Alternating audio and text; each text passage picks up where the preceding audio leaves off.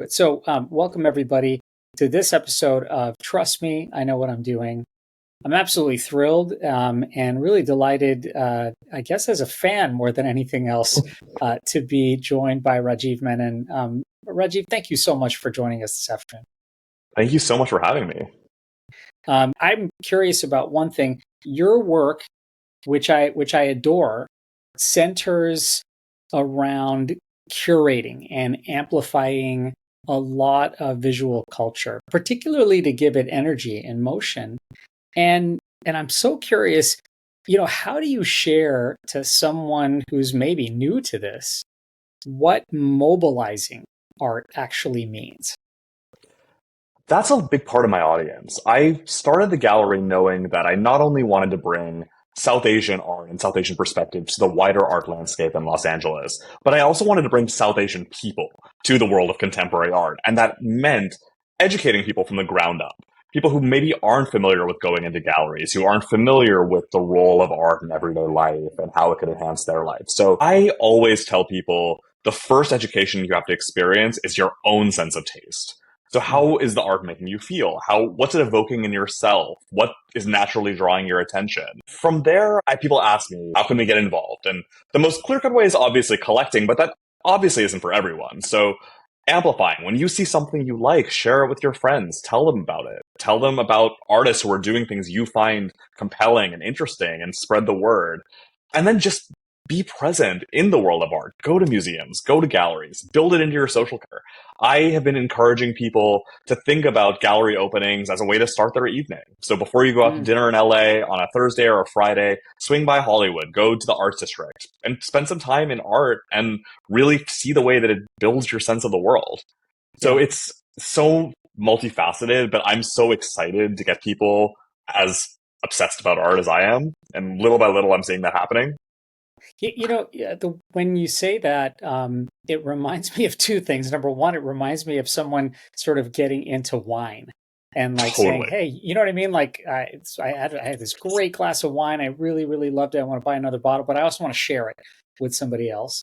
And then on top of that, I love that um, making the artistic experience, particularly when it comes to a living and a breathing experience that you don't have to, in fact, set aside an event-based time for, that you just do on an everyday basis, and you just go and experience it the same way that you would perhaps going to a movie or perhaps looking at anything for that matter. Does that come as sort of a surprise to people? Do they need to sort of liberate themselves a little bit in order to make that happen? Art definitely has a reputation of something that's rarefied and that has barriers to entry. I think wine is a really good comparison. It's something that's come up quite a bit, where there's a process to unlocking your palate that can be challenging. It can be demanding. It asks you to Yeah. sort of engage in a way that, just sitting down and watching a video on YouTube doesn't, or scrolling through Instagram doesn't. But what I like to remind people is that it's so rewarding. It's like unlocking a new sense. And then all of a Yeah. sudden, when you find this appreciation for art and you know how to engage with it, you start viewing the world in a really different way. You start deriving pleasure from things that you didn't before. You start thinking critically in ways that you hadn't. And art is not only a very spiritual and sensory exercise, it's also an intellectual one. And so there's so many different entry points in. You can really lead with your feeling and just follow and see what's moving you and what's evoking a reaction. You can dive deep into art history, or you can dive deep into the cultural conversations that artists are engaging with and really go head forward and just think really deeply in there. Or you can find some balance of the both, which is what most people do. But it's a process of discovery. And yes, you're learning about a subject, art, but ultimately you're learning so much about yourself. And I think that's such a powerful and really, really important part of just being part of the world and being part of the culture. Tell me something. I mean, this is an experience that perhaps no matter where you are in the United States, but definitely in Southern California, is not always foreign to people who are already in that world, but particularly to people who are entering that world. It can be, again, like a little bit of a couple of steps that you have to get through and then become more comfortable. And I'm just so curious for you, as you've had more and more of these conversations, and then particularly with people within our own communities, what sort of accelerators, or for that matter, even barriers, exist in our own communities that you've encountered in trying to create that velocity, in trying to create momentum, especially to make representation and conversation around art that much more relevant, right? The biggest challenge, I actually just did a show that was taking this on because it's such a big part of my life, is the Yeah. centrality of social media. I Mm, think when you're talking about velocity and reach, social media, especially Instagram, that's the fastest way to do it. But it yeah. comes with all these drawbacks, especially when it comes to art. And to even back up, if you're interested in learning about music, there's so many different resources to go. You're Right. surrounded by it. If you're interested in film, you just go to the theater. It's an experience that's sort of been built in. But for visuality, the dominant form is our phone now. If you want to Yeah. engage with the visual, you go through these platforms, you see stuff on Instagram and you share it, and it's made so user friendly and it's made so accessible and digestible. But ultimately, it is driven by metrics of consumption. It's really about its ability to spread algorithmically and in a platform that's primarily designed to be a means of marketing. And what happens is the work that is the least challenging is what often gets the most promotion. That's Mm, the one sort of immediate problem I'm seeing. Because I see a lot of people who really do want to engage with art and they go to Instagram first, and their sure. sense of what they're looking for gets very skewed by what Instagram is feeding them. So, for example, this is something that I think is increasingly a serious problem, especially as AI comes to the forefront. But plagiarism is an issue. Yeah. And there aren't really any checks and balances on Instagram for that. So you might see someone who has 100,000 likes and so many followers, but the work is actually coming from someone else's creativity, and no gallerist would touch it. Like any of the people who are actively, in roles to make sure that the art is being checked and verified and is actually culturally valuable would turn it away in a second. But in Right. Instagram, there's no checks and balances to that degree. And all of a sudden you get these people who have the trappings of success or significance while actually are doing something quite dishonest. Mm. For in that way, I think a little bit about this from, in terms of medicine, right? Where we have so many different ways to connect with people virtually, secure messaging, telehealth, video visits, etc. And yet there is nothing like actually seeing someone in the office. And I'm imagining in the similar way, there's nothing like actually sharing a real conversation around a piece or around a visual, as opposed to, picking up your phone and seeing an image that basically has gone viral perhaps, but that doesn't have the same kind of relationship development. And is that barrier one that you find hard to, in a way, get around, just for the matter of sheer convenience? While yes, you have the advantage of being able to accelerate the work, but on the other hand, boy, that doesn't make for great conversation if you're not there seeing it in person. I would even go a step further and say if you're not seeing a painting in person, you're not seeing it. Because Mm, so much of the experience of it is the texture of the material and it's your relationship in physical space to the work. It is the experience of art is you standing in front of it and placing your body in relationship to it and seeing where it fits in your worldview and your perspective. And unless something is designed specifically for the phone as a medium, which some art is, you're not getting that experience. right. You have leave yourself open to being humbled by the work. You need to be potentially like subsumed by it. You have to go in close. You have to step back far. You have to really see where it fits into your own place in the world and in the culture. And if you're not doing that, you're not getting the experience. And so I really push people to go out and see things in person. Don't Mm. limit your art consumption to scrolling on your phone because it's not meant to last. Art is meant to leave an impression. And it's so easy to just scroll past something and never think about it again. But when you're in front of a painting that really speaks to you, that's a moment you'll remember for your life. It sticks with you, even unconsciously, and shapes the way that you experience the aesthetics. Yeah, there's certainly an emotional aspect to that. There's a physical aspect to it. There's almost a spiritual aspect to it. Mm. And you're talking about this kind of multifaceted sensory experience when you're engaging with art. And I'm curious for you, in that same light, when do you remember actually first developing, in a way, a trusting relationship with visual arts as an extension, perhaps, of your own experiences and your own journey, growing up, or even the switch going off to say that, hey, this kind of multifaceted experience is one that I can believe in and I can trust because it actually is a manifestation of all those different senses that we just talked Creativity was definitely something I was always drawn to as a kid and something my parents really strongly encouraged in all mediums. And I definitely grew up going to museums. I grew up in Houston that has a phenomenal art scene. I was exposed to a lot of work. But I would actually say like my real proper engagement with art started later. It started when I about. moved to New York for grad school and I was surrounded by galleries and I was really young and just hungry for new experiences. But even beyond that, I do think my understanding of art is something that came with maturity. I don't think I Yeah. would be able to take on this type of work that I'm doing now at age 25. I think I needed more world perspective that I'm still developing. I Sure. needed a deeper sense of my own self and my sense of taste. And I needed language. I needed to take a lot that I was learning and how to translate it and make things accessible, which I think comes with life experience. So the roots were always there, but I actually think my journey to art was later in life, almost by design because of the nature and the complexity of the work I was taking on. Yeah. I think that narrative doesn't get presented very often, especially in creative work. It's always like, oh, I just knew from the time I was a kid, this is what I was supposed to be doing. But Mm.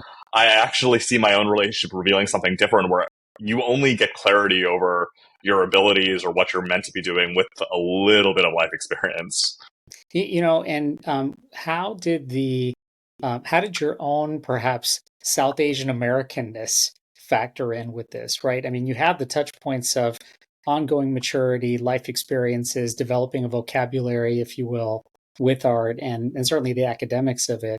And yet, the South Asian Americanness and the identity piece, I'm sure, has been something that is an anchor for you that's been there all along. So, have there been some touch points, particularly where that has been embedded or even infused into the work? Absolutely. I think it touches on almost everything I'm doing because I think so much of my work is about not only understanding our shared culture, but helping me understand my place in the world. Yeah. And so my childhood was mostly in Texas, but very frequently in India. We would spend good chunks of the year there. And I always really loved being in India. I Mm. always felt a sense of just comfort and familiarity there. And as I got older and when I started doing my PhD, my research was focused on South Asia and India. I was really thinking about the history of the South Asian diaspora, in addition to this very specific cultural moment in contemporary India, thinking about liberalization and how the country was going through so much rapid change at that time. So I am someone, and I encourage people to think this way, where I'm like, my lived experience is important, but it's not enough if I want to present a sense of expertise about South Asian culture. It was really important for me to take that experience and then build and challenge and constantly research. So Mm. I think that academic piece of me has also been a really big part of my personal journey.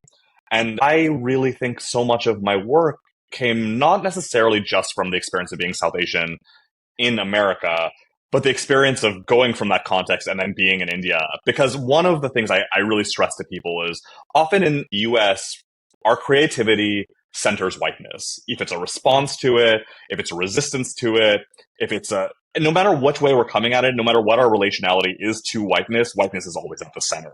And Mm. we're always just sort of responding to it in some way. I see this really recurring a lot when I'm in LA, I'm reading scripts all the time. I have so many friends in different kind of creative fields. And I find that that's the case. And my time in India, especially, I was sort of back and forth between the US and India through my late 20s. Sure. It was the first time creatively I was like, I can have the same kind of conversations I want to have in the US, but I don't have to center the assumption of whiteness being a norm.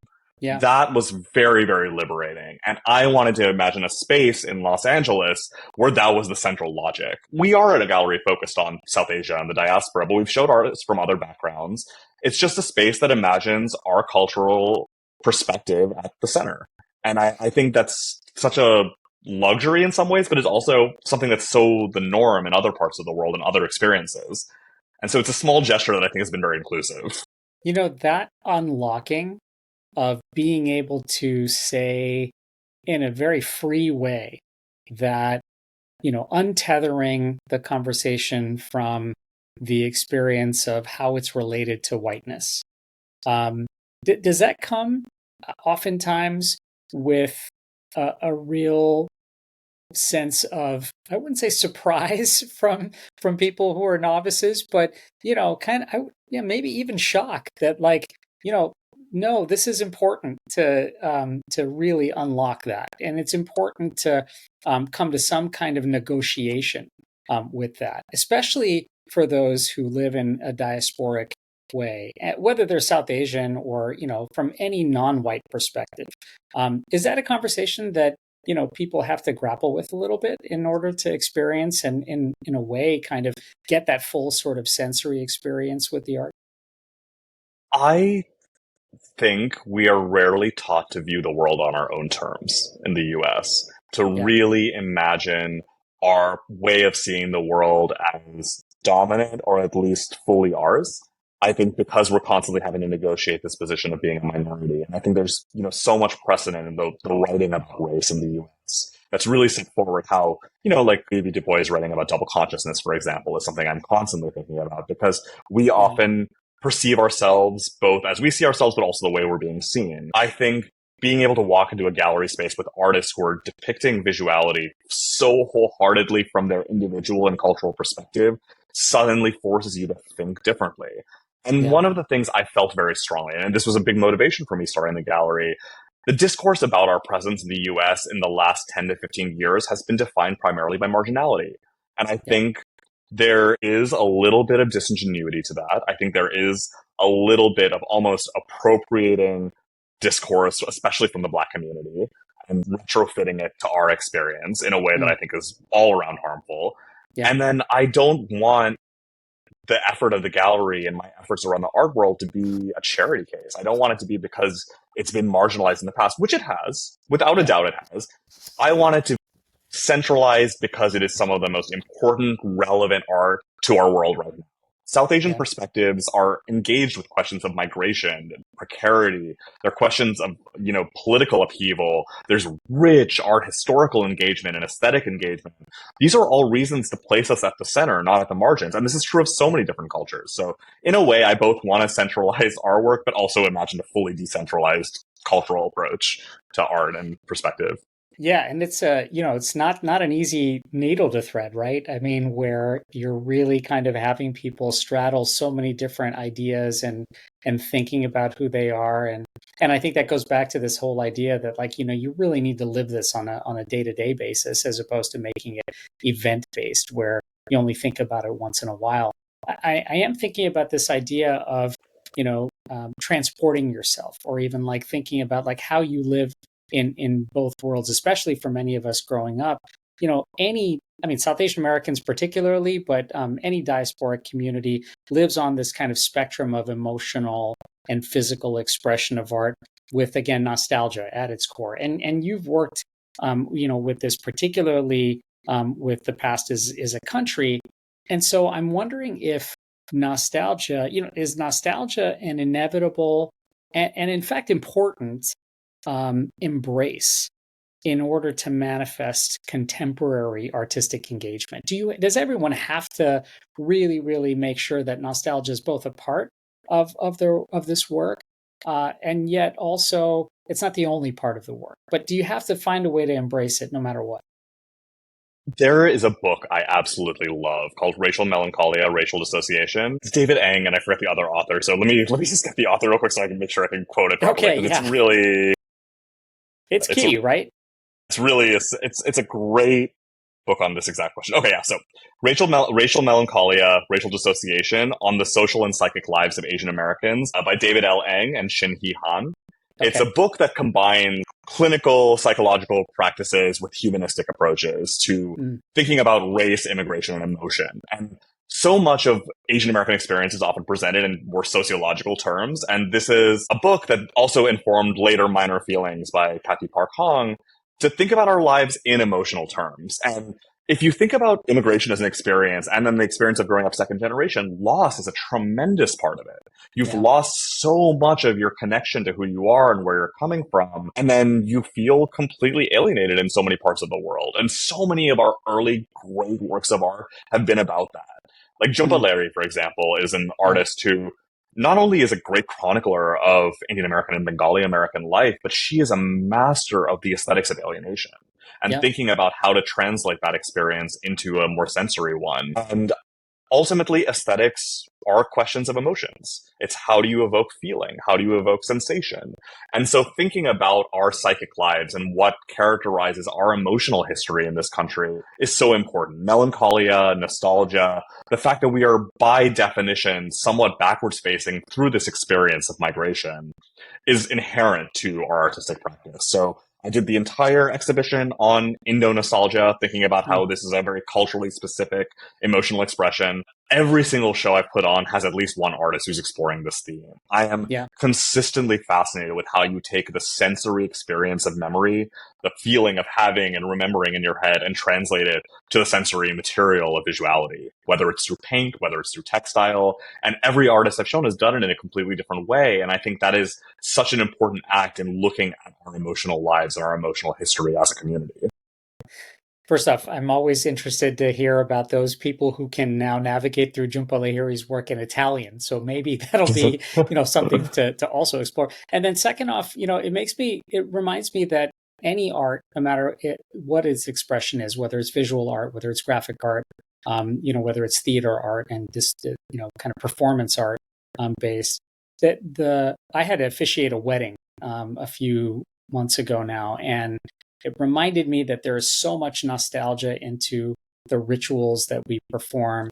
And yet, one of the themes and one of the important parts of officiating that ceremony was to actually create new nostalgia and create new themes and traditions. And I think you're right that there's so many mixed emotions that come from both loss and also the optimism of gain when it comes to that as well.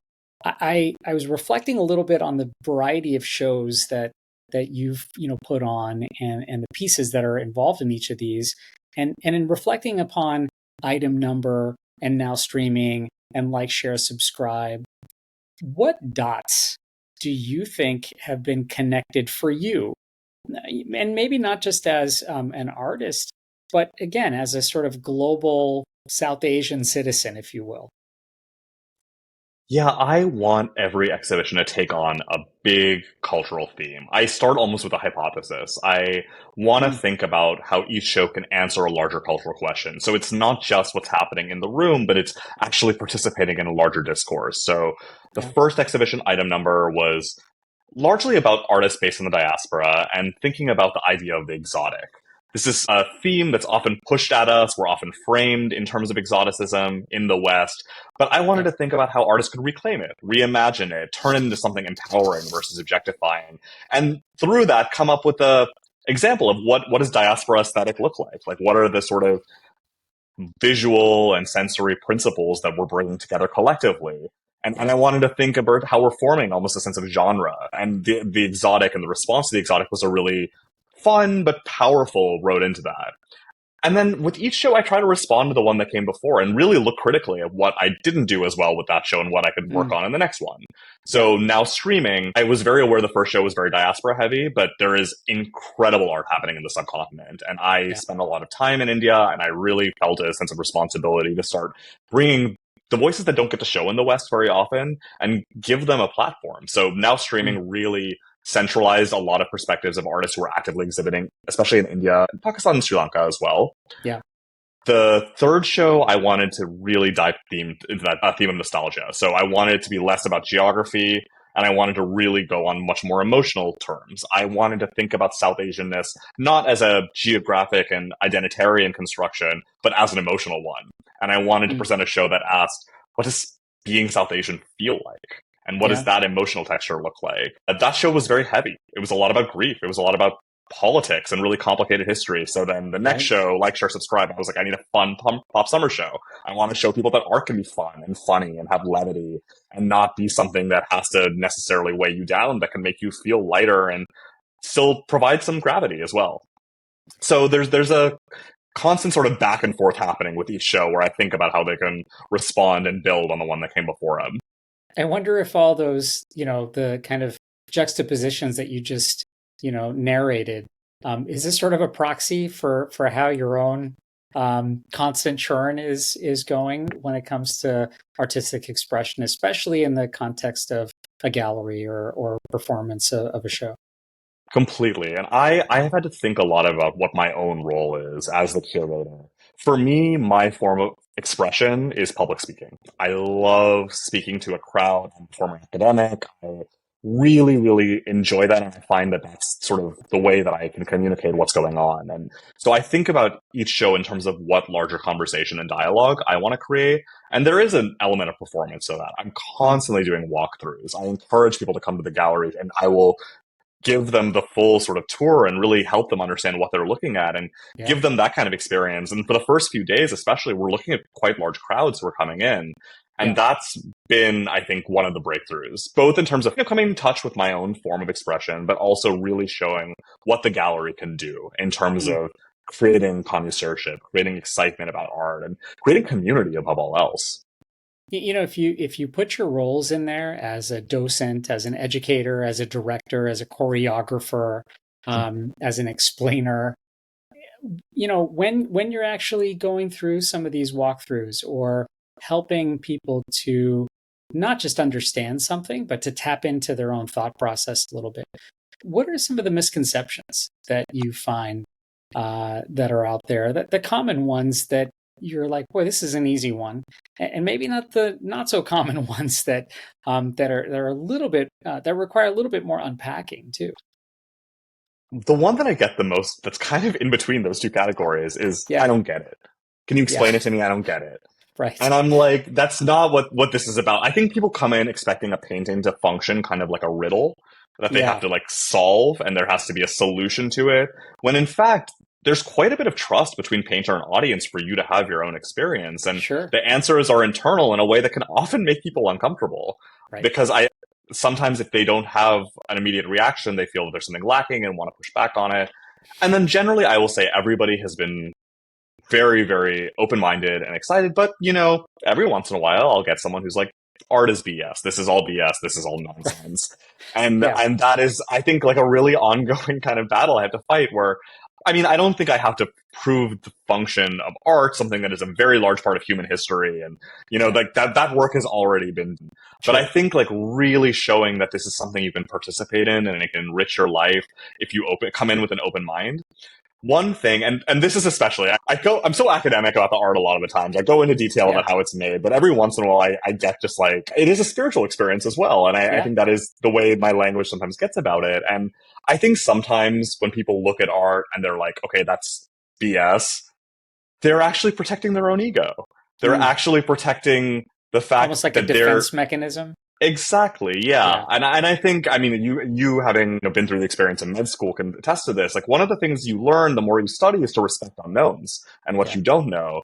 But I think a lot of the times that unknown is really scary, and it becomes easier to dismiss an entire category of human expression than it is to face the fact that you haven't totally. challenged yourself to take it on. And so I think like that is a conversation I find myself engaging with a lot, and I'm constantly thinking about how to do it better. The way I put it is honestly, if I couldn't taste sugar, I would think cake was BS. But Right, right. I would want to make sure that I had that experience, or I would want to understand my experience before making that assessment.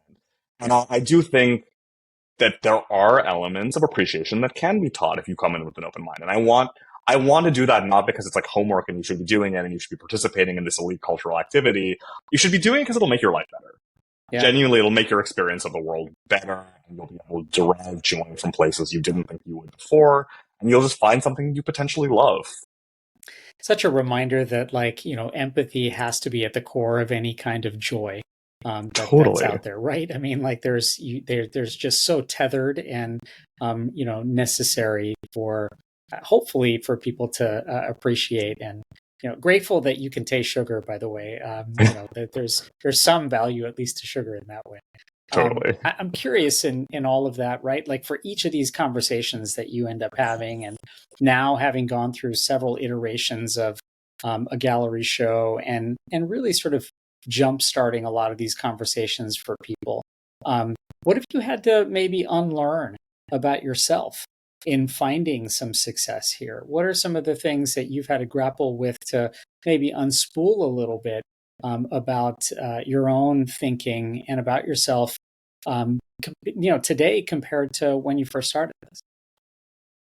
I think I've had to contend a lot with presenting myself in public and being present. And I can be a very private person, and I think a lot of the times my instinct is to withdraw or to be a little bit of shy. But I Yeah. think the gallery has really forced me to push myself to be more outgoing, to really not be afraid to speak up, and to really remind myself that in this particular case, I really do have something to say, and it's not, you know, it's not like bad to present yourself in that way if you have something to contribute to the conversation. I think Yeah. this was something I found very frustrating when I first moved to LA, is that there was a lot of noise on social media, on everyone's constantly self-promoting, and I think I was very reluctant to participate in that. And Sure. I think I really want to be very mindful about if I'm saying something, I want it to be worthwhile. And Yeah. I think like that is a tightrope you constantly have to walk in a place like Hollywood. And so I want to be very, very thoughtful and making sure that when I open my mouth, I'm doing it to make sure there's something important to say and that people are listening.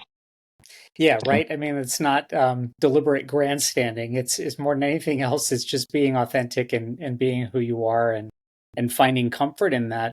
I would want to, sort of like think about that a little bit more from what you just mentioned regarding the ease of capturing and considering art on your phone. And when you think about a place like Hollywood, like Los Angeles, where there's literally every single um, corner of art is represented in some way in a very media heavy environment, how and why should a very specific South Asian contemporary art motif, how and why should that be relevant, to a global audience that for the most part seeks a lot of harmony, but in a very, very increasingly digitally divided sort of world? One that's siloed all the time. So how does a niche area like this, in a way, stay relevant for connecting us, in a global sort of environment? It's very important for me for visual art to be in conversation with other mediums. And that was my thinking behind starting the gallery in Los Angeles. I really soul searched a lot about where I wanted to start it. Thought about New York and London. I thought about Miami briefly. But I kept coming back to Los Angeles because I saw this opportunity to bring the visual arts into conversation with film and television, with music, Mm, to really create a much more cohesive ecosystem that wasn't happening. I saw so much success, especially for South Asian people, happening in film and television, but I saw similar success in visual arts not being acknowledged in the same way. The two worlds weren't in conversation, and a healthy culture will have a constant flow between different mediums and constant dialogue happening. yeah, I instead see, not just film and television, but then like influencer culture and digital media being a very firm center of gravity in a way that can be unhealthy. It can really rigidly shape the way that we view culture, often yeah. in ways that aren't helpful. And I think we just need diversity of perspective, diversity of medium to flourish and to constantly be exposing people to new possibilities of seeing. LA seems like precisely the place that would provide energy for this. And, at some point there has to be sort of a synchronization of that swimming in the lane. For you at least, and even for the community that you've been trying to galvanize. I imagine that sort of, if art is so boundless and it serves as a bridge to so many different intersections, um, is LA it sounds like it's the right place because it provides that energy, that substrate for it. And yet, there's so many other venues, like you mentioned, right? Whether they're in the, United States or whether they're in Europe or in Asia, Africa, the concept of it being boundless, both LA provides the energy for it, and yet it can't be bound by Los Angeles. Is that a juxtaposition that you have to still grapple with, even though there is success behind this? The scope, even though we're very focused on LA, is always going to be bigger. And one of the ways we do that is through museum acquisitions. It's a Mm, really big goal of mine to get as much South Asian work into permanent museum collections so that future generations can go and learn about art and see the role that South Asia plays in the wider history of right now. So I would right. love in like two generations if someone is looking back at the history of 2024 and they see a work of art that was in one of my exhibitions, and that shapes their understanding of what it meant to have a visual culture at this moment. Yep. And so from that possibility, the scope becomes infinite. And already we've not been around for a year as yet, and we've placed 5 museum acquisitions and major collections to create that kind of generational permanence for South Asian culture. And that continues to be one of my top priorities. And through that, I think I've been able to sort of see bigger and bigger in what's possible. And the gallery's growing. I envision a future and there will be a larger presence in LA, potentially, you know, presences elsewhere, constantly on the road when I'm not exhibiting, because I feel like it is so important for me to be in studio with artists, viewing the work in person, understanding what makes them tick and what inspires them. And so LA is very much a core and it's a launching pad, but the vision I have is much, much bigger, and I want to be able to just touch on so many different parts of global community. And I mean, I hope that those will be in places where people don't necessarily expect them, right? I mean, like having great South Asian artists whose works are being viewed in Buenos Aires, or in Dar es Salaam, or someplace again completely unexpected. I hope will be the case. How much? I know you have a show coming up, the 3 Steps of Land, and how much can you share about that? First off, 3 Steps of Land somehow reminds me of the epic sort of story of Vaman. Yep, Is that exactly. related somehow to That that? is exactly it. Okay. So the show is all about artists from Kerala. It's actually Mm, really personal. My family is from Kerala. My family has very deep ties to the state. And I wanted to, at the core, do something that was very much a tribute to where I'm coming from. yeah. But also, Kerala is this major art center in the world now that people don't realize. The Kochi Biennale is one of the top South Asian art summits and really showcases of some of the best global talent that happens in the region. You also have historically like Raja Ravi Verma, who shaped modern and contemporary Indian art in many ways. And so I wanted to put together an exhibition that looks at very regionally rooted perspectives in Kerala, but then also demonstrates how globally relevant they are. And Sure. this is, with every show we're growing, and this has been an exhibition where I feel like this scope and ambition is developing further. So we're showcasing some of the most exciting young voices coming out of India right now. And then on top of that, we'll be showing an artist named Surendran Nair. He is one of India's top living artists. He is someone who has a very well established career and is one of genuinely my favorite painters. And if you had told me a year ago that I would be exhibiting his work, I would not have believed you. So there's this just interweaving of the personal and the cultural with this particular show that I think is going to be really, really powerful. And it's an opportunity for me to really talk about why art is so meaningful to me. I think the opportunity to bring Kerala to life in Los Angeles is really, really important because I think, like we were talking earlier, so much of our experience in the country is defined by the distance from where we come from. And like food, like music, if I can use contemporary art to make the world feel a little bit smaller, that'll feel like a really big achievement. And I can't wait to share this one. Yeah, I'm sure many are going to be super excited by that, and finding a way to weave in the story of Vaman with all things Kerala. I think are Yeah, going to be so it's going to I'm be sure you know the holiday Onam. Are you yeah. familiar? Yep. Yeah, so yeah, that's where the myth comes in. So I always found it funny that the rest of India had this story about Vaman defeating an arrogant king, but in Kerala we're like, no, we're with the king, like that's our guy, and like completely flip the story on its head. Right. Uh, yeah, Well, so that's it's actually coinciding with Onam, so it's also an opportunity for me to bring this holiday to LA in a way that's not often celebrated, awesome. specifically around art. I'm really excited. I think this one I'm just really excited to share with my parents. Yeah. It's really in a way a gift to them, Yeah. and while showcasing some of the best work coming out of India, I think that I'm really excited to be able to share it with my family as well. Yeah. It certainly has a very different resonance that way, and we'll get you out of here on this one. I know that people are going to be excited by this show, and of course, revisiting perhaps many of the artists and the works that you've displayed in the past. Going forward for people and audiences that might be in fact experiencing and discovering your work and shows for the first time, what questions do you hope they're asking themselves as soon as they're done experiencing this and as they move forward? What are some of the sort of thought provoking or, even introspective questions that you hope people are asking when they're experiencing your work? How could I get involved? I think I want to reframe art from something you just go to and see and then move on to something that's like a movement. And especially when I look at our community, when we're so invested in questions of representation and visibility, this is a really straightforward way to take on those concerns. And it's not just showing up to the gallery, which is a first step, but also amplifying and thinking about how you can support artists. I don't expect everyone to start collecting art. If that's something you're interested in, it's a conversation you can start. And I can help you, like navigate that very complicated process of bringing art into your home.